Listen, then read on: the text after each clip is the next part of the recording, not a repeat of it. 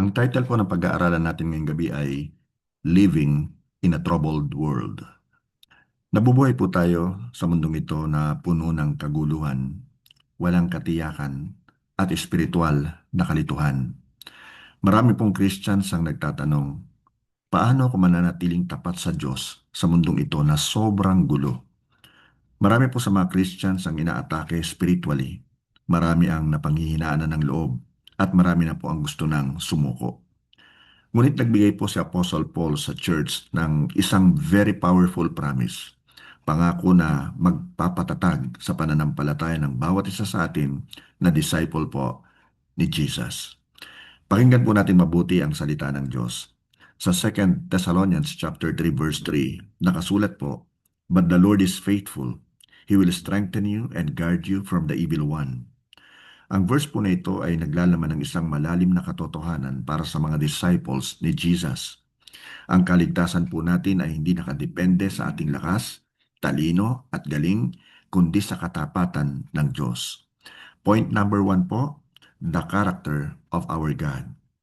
Sa 2 Thessalonians chapter 3 verse 3a, nakasulat po, "But the Lord is faithful." Nagsimula po si Paul sa karakter ng Diyos, hindi sa kakayahan ng tao. Nagsimula siya sa nature ng Diyos, na ang Diyos ay hindi nagbabago, na ang Diyos ay maaasahan, hindi nang iiwan, at siya'y tiyak na mapagkakatiwalaan. Ang katotohanan pong ito ay mahalaga para sa Christian sa Thessalonica. Humaharap po sila sa matinding pag-uusig at pakikipaglaban. Maraming mananampalataya ang natatakot na hindi sila makapagpatuloy o makatagal.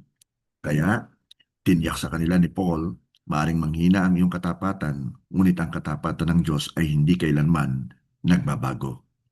Sa Book of Lamentations, chapter 3, verses 22 and 23, it is written, "The faithful love of the Lord never ends. His mercies never cease. Great is His faithfulness. His mercies begin afresh each morning." Ang Book of Lamentations ay sinulat po ni Jeremiah matapos wasakin ng Babylon ang Jerusalem. Ngunit sa gitna po ng pagkawasak, idineclare ni Jeremiah, God's faithful love never ends. Kahit na gumuguho ang iyong kalagayan o katayuan, nananatiling matatag ang Diyos. Hindi siya pabago-bago ng isip sa kanyang tipan. Siya ay batong matibay. Siya ang iyong batong sandigan. Ang itinuturo po sa atin ng makabagong panahon ay magtiwala tayo sa ating sarili. Ngunit, ang itinuturo po sa atin ng banal na kasulatan ay magtiwala tayo sa karakter ng Diyos. Kahit nagpa-fluctuate ang iyong emotions, kahit niyayanig ka ng iyong circumstances, kahit disappointed ka na sa mga taong nasa paligid mo, ang good news kapatid, nananatiling tapat ang Diyos kahit ikay hindi. Ang kawalan o kakulangan ng iyong katapatan ay hindi nagpapawalang bisa sa katapatan ng Diyos. This truth should humble and comfort us. Ang pag-asa natin ay hindi nakasalalay sa ating performance, kundi sa character ng Diyos. Point number 2, God provides the strength. Sa 2 Thessalonians chapter 3 verse 3, nakasulat po, He will strengthen you. Ang buhay Kristiyano ay hindi pamumuhay sa pamamagitan ng sariling lakas, kundi sa pamamagitan ng kapangyarihan ng Diyos. Sa Book of Ephesians chapter 3 verse 16, it is written, "I pray that from His glorious unlimited resources He will empower you with inner strength through His Spirit." Isinulat po ito ni Paul, ang prayer na ito, para sa mga Christian sa Ephesus na nakakaramdam na po ng spiritual na panghihina. At kanya pong sinabi na ang pinagmumulan ng kalakasang ito ay ang Holy Spirit. Christian discipleship is not about self-improvement. Discipleship is about Holy Spirit-empowered transformation. Imaginin mo for example ang lighthouse na nakatayo sa mabatong lugar.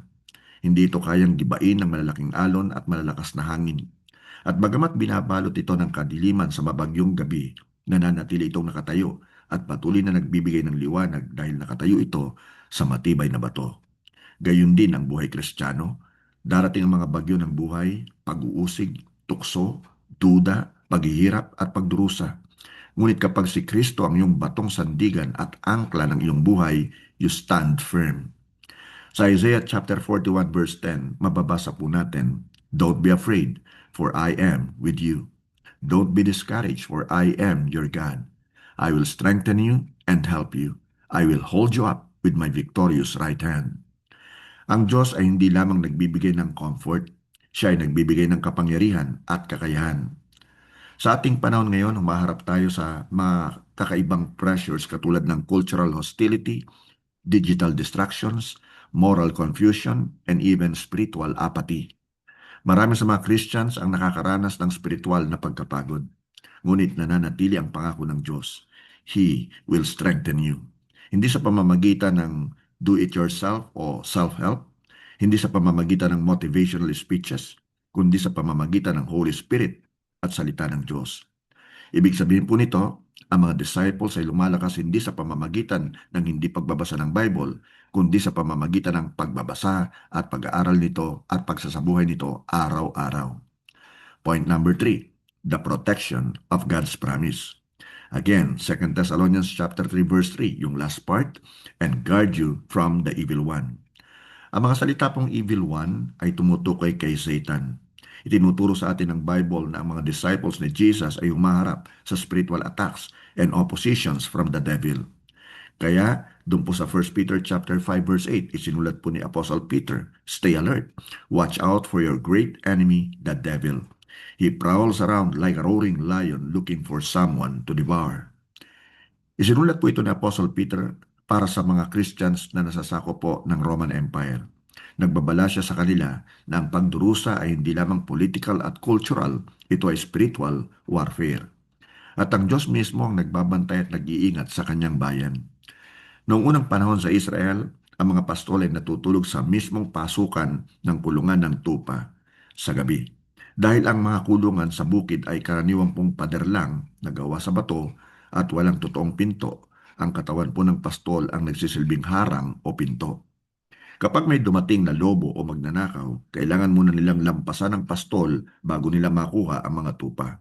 Sa parang ito, ang pastol ang nagiging bantay at proteksyon ng kanyang kawan. Ang larawan pong ito ay madalas gamitin sa Bible, particularly sa John chapter 10, upang ilarawan si Jesus bilang mabuting pastol at pinto na nagbibigay ng kaligtasan at protection sa kanyang mga tupa. Basahin po natin na nakasulat po sa John chapter 10 verse 11. I am the good shepherd. The good shepherd sacrifices his life for the sheep. Pinoprotektahan po ni Kristo ang kanyang bayan kahit ikamatay niya ito. Ang dyablo ay umaatake sa pamamagitan ng tukso, panlilinlang, pagbibintang at discouragement. But praise God, si Jesus ang ating tagapagtanggol. Ang mga pangako pong ito ay nakaturo sa iisang katotohanan. Ang ating kasiguruhan ay na kay Jesus. Nakasulat po sa Bible na ang buong sangkatauhan ay nahiwalay sa Diyos dahil ng kasalanan. Ang kasalanan ay higit pa sa simpleng maling gawa o pagkakamali. Ito ay pagrebelde laban sa Diyos. Ngunit dahil sa pag-ibig ng Diyos sa sanlibutan, isinugo niya ang kanyang anak na si Jesus at namatay sa cross upang tubusin tayo sa ating mga kasalanan. Mababasa po natin sa 1 Corinthians 15, verse 3b hanggang 4. Christ died for our sins, just as the scripture said. He was buried and was raised from the dead on the third day, just as the scriptures said. Ang sinumang tatalikod sa kanyang kasalanan at magtitiwala kay Jesus ay patatawarin at magiging bagong nilalang. So, ang tanong, how should we respond? Una po, trust God's faithfulness. Huwag nang umasa sa sariling lakas, magtiwala sa katapatan ng Diyos. Number 2, pursue spiritual strength. Lumago sa pamamagitan ng prayer, Bible study, fellowship at pagsunod. Number 3, stay alert spiritually. Ang sabi nga po ni James sa book of James chapter 4 verse 7, so humble yourselves before God, resist the devil, and he will flee from you. So kapag napanghihinaan ka ng loob, kapag pakiramdam mo ay inaatake ka na ng kaaway, kapag naguguluhan ka at nalilito, kapag wala kang katiyakan, tandaan mo ang nakasulat sa 2 Thessalonians chapter 3 verse 3, but the Lord is faithful, He will strengthen you and guard you from the evil one. Ang Diyos na nagligtas sa iyo ang magbibigay sa iyo ng kalakasan at siya'y sasama sa iyo hanggang sa araw na makita mo si Jesus ng face to face. Lagi mo itong tatandaan kapatid, in a troubled world, all you need is trust God's word. Ang mundo pong ito ay puno ng krisis, ngunit ang Bible ay puno ni Kristo. Nawa po may naunawaan po tayo sa ating pong ginawang pag-aaral Maraming salamat po sa inyo at pagpalain pong tayong lahat ng Diyos. Glory to God. Hallelujah.